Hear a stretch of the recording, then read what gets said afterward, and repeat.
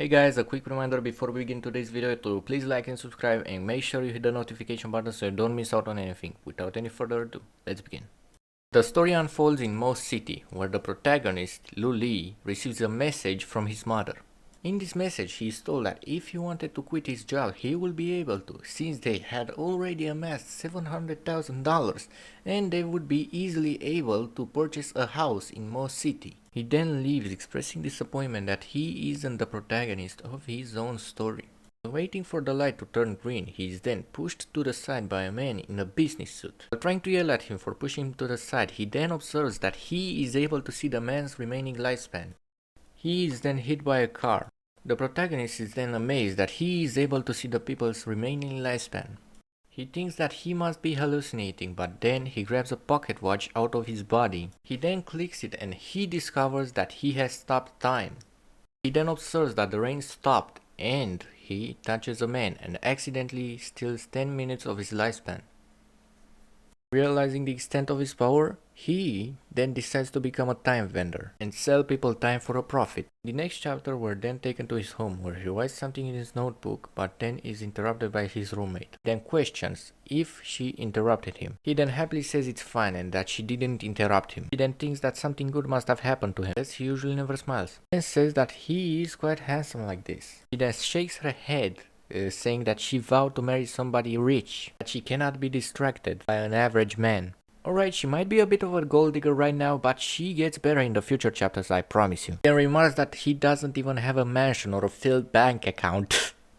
Sorry. She then heads into the room to sleep while the protagonist watches her. He remarks that she's beautiful, respectful, and smart, not something many average people have, but he is no longer an average person by any means. He has the power to control time. Treat it like any item and sell it at very high prices while he buys it very low. Now we see Mr. Lu on a bench looking around with Shinigami Eye to see from who to buy some lifespan. But he's unable to find the right person to sell to. He then says that their leftover lifespan needs to be longer and that life is precious and he can just take it. He finds a man in a bear costume talking to his fiancée. His boss sees him and yells at him because he steals on the hours. Turns out he's a university student and he's desperate. He has a long lifespan of 65 years and he's willing to sell it. He is then paid by his boss.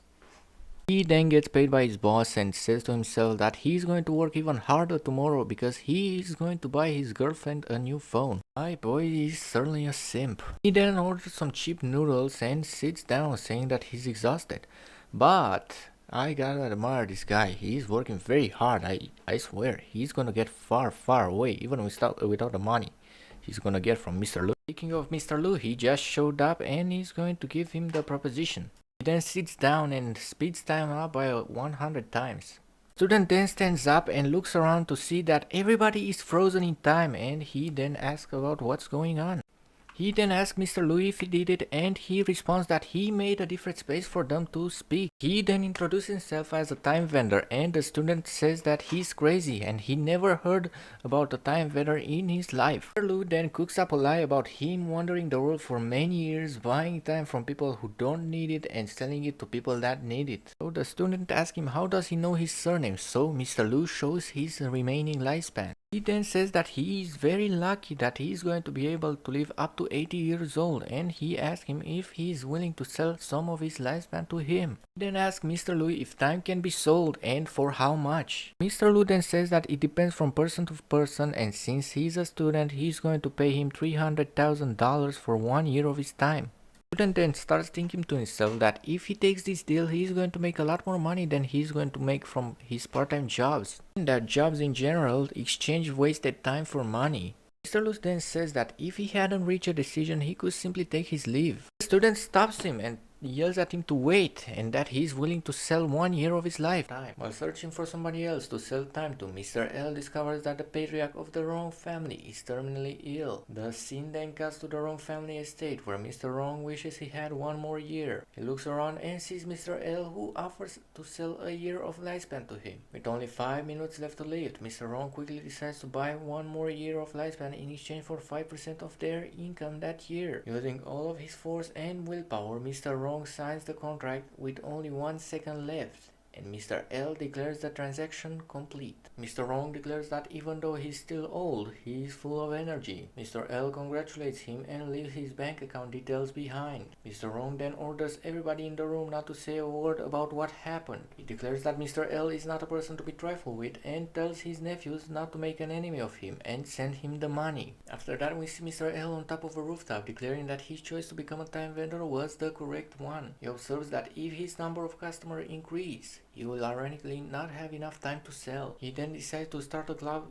called the Eternal Club, in which its members are divided into 9 ranks. The higher your rank, the more time you would be able to redeem. To do such thing, he will need competent and talented individuals to help him manage his club. He declares that he will become the biggest decision maker of this club. While thinking how he will make the club, he is offered a ride by a taxi driver. Mr. L happily accepts the ride and enters the back seat. He then overhears that something bad happened to the taxi driver. The taxi driver offers him to transfer him to another driver, but Mr. L tells him that he also has business at the hospital and tells him to take him with him, telling him that he is going to pay for the road fee. Upon reaching the hospital, the taxi driver observes that Mr. L had disappeared and he had left 2 stacks of cash on the seat. Mr. L then looks at the sickly looking man and observes that he dropped a medical report and declares it interesting. The scene then cuts back to Mr. L's home, where he observes his roommate sleeping on the couch. She tries to cover her with a blanket but accidentally wakes her up. She then thanks him and heads back into her room. The next day, his roommate asks him if he doesn't have work that day. Mr. L says that he took sick leave. After she leaves, he declares that he doesn't need to work anymore. At her workplace, she sees Mr. L and asks if he's there to buy a house. She shows him the most affordable apartments, but he asks for the offers for the mansions instead. After she gets tired of him, she tells her co-worker to take over. Mr. L then buys the most expensive villa they have. His roommate is very surprised and he says that he is going to buy the house in full right there. After Mr. L received a phone call from the taxi driver, the scene then shifted to a bus station. The taxi driver is seen smoking and Mr. L instructed him to find a new place to speak. The scene then cut to a restaurant where the taxi driver told Mr. L about his financial problems. Having taken a lot of loans and causing his family members to avoid him, the taxi driver then revealed that he needed money desperately to help his father. Mr. L saw an opportunity and offered the taxi driver money in exchange for his lifespan. He stopped time and showed the taxi driver his remaining lifespan, offering him a chance to sell his time to him. After much consideration, the taxi driver agreed to sell 3 years of his life in exchange for 1,350,000 yuan. Mr. L complimented the taxi driver's quick decision and informed him that he would be left with 10 years of lifespan. He gave him the contract and he paid him the agreed amount.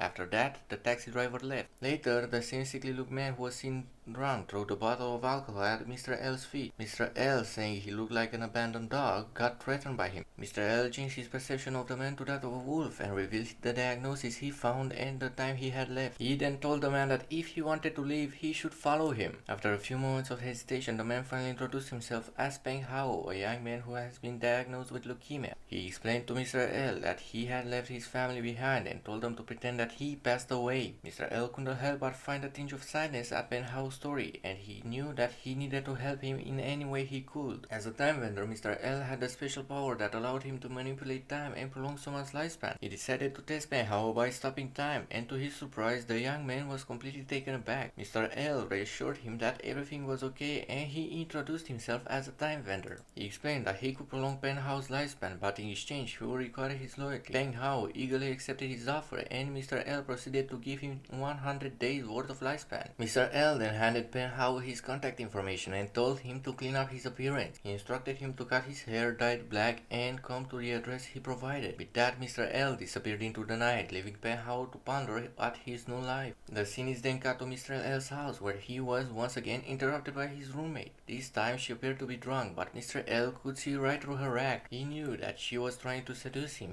She then told him he can't just hide his identity as a rich man from her. He then asked what she planned to do about it, and she responded by telling him to take 3 shots of alcohol as punishment. Mr. L's roommate drunkenly spilled some wine on his shirt, and he then swiftly picks her up and carries her to her bed, informing her that he knows that she's not really drunk. With his undeniable charm, he seduces her. The scene then cuts to the next morning. The roommate rushes out of her room, realizing she's late for work. Mr. L advises her to take a day off and rest. For breakfast, she expresses her gratitude to him and he asks her to cook breakfast. Meanwhile, the new character Peng arrives at the door with his new look. Mr. L compliments his spirits and hands him two contracts, which Peng Hao signs quickly. Mr. L assigns him his first task and sends him on his way.